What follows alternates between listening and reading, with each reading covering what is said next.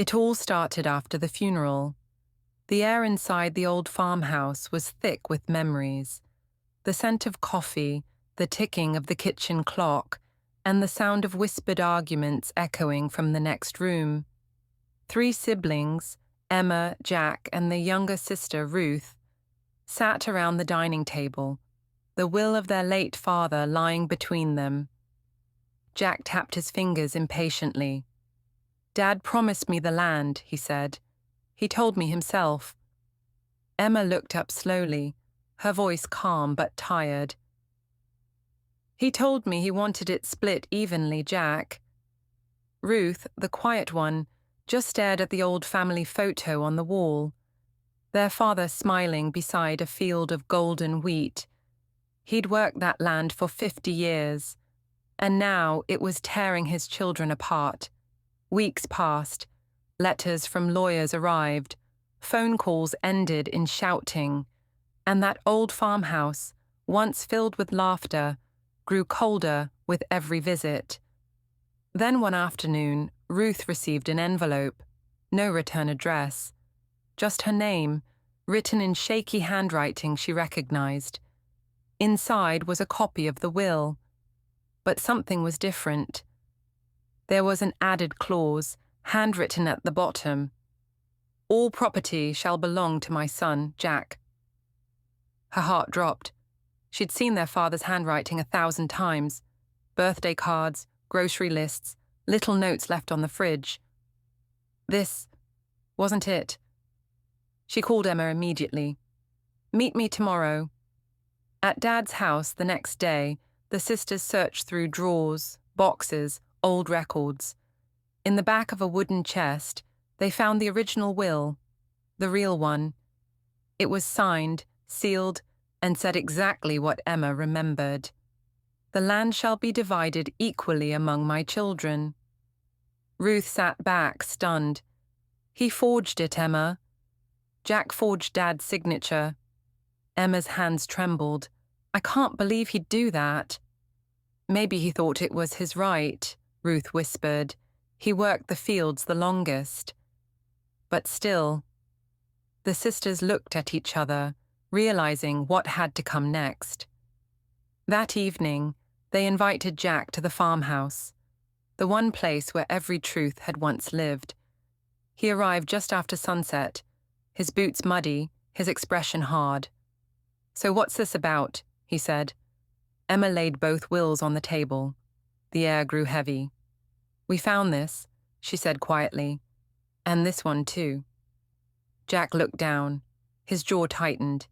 His eyes flickered between them, the fake and the real. "You went through Dad's things?" he asked coldly. "We had to," Ruth said softly. "You lied to us, Jack." For a long moment he said nothing.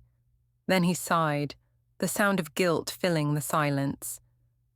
"I didn't mean to hurt anyone," he said. "I just thought, after everything I gave to this family, maybe I deserved it." Emma's voice trembled.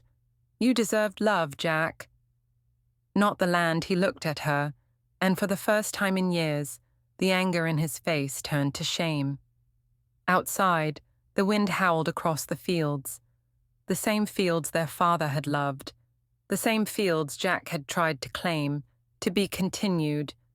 The next morning, Jack came back, alone.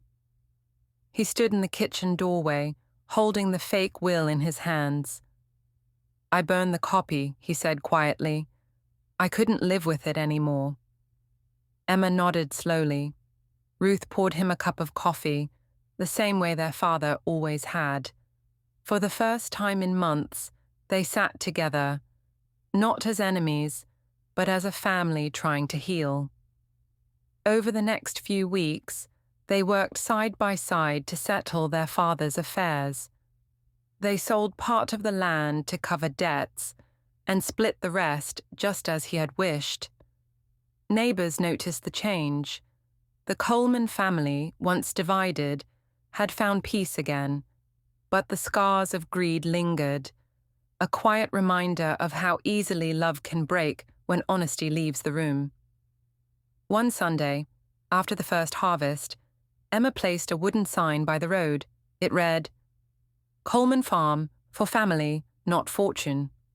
She smiled through tears. Dad would have liked that, Ruth said softly. Jack just nodded. He always said honesty was like sunlight. You can hide from it for a while, but not forever. Emma turned to him. Do you regret it? He thought for a moment. Every day, he said. But maybe that's what keeps me honest now. Moral. Greed destroys faster than honesty can rebuild. And when truth finally returns, it doesn't erase the damage. It teaches us never to cause it again. Thank you for listening to The Inheritance Lie. If this story touched your heart, please share it. Someone out there might need its message today. What do you think is harder, forgiving a lie or admitting one? Let's talk about it in the comments. Subscribe for more emotional, real-life stories about truth, love, and the lessons we only learn through time. Until next time, remember, honesty may cost you peace for a moment, but lies will cost you peace forever.